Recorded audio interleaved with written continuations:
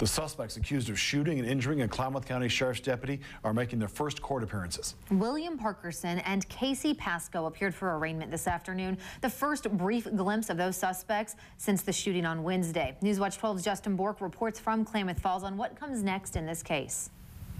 Parkerson and Pascoe are pleading their case in what's called a criminal information arraignment. That means the charges aren't even finalized. In other words, it's the beginning of a very long legal process. Today, William Parkerson and Kasey Pascoe made a very brief court appearance. The two are charged with aggravated attempted murder with a firearm and assault in the first degree, stemming from the shooting of Sheriff's Deputy Jason Weber during what was intended to be a routine traffic stop.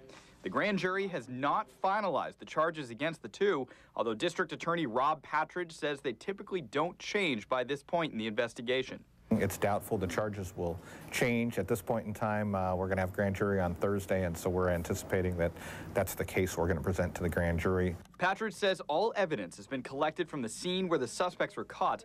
He also confirms there is an additional parole violation charge against Parkerson that will be dovetailed into the main case. Meanwhile, the third person of interest, Christopher Holmgren, has been released from jail and does not face charges. Officials declined to comment on his involvement in the case. Parkerson and Pascoe will both reappear in court for their preliminary hearing on September 8th. Their bail is set at $10 million. In Klamath Falls, Justin Bork, Newswatch 12.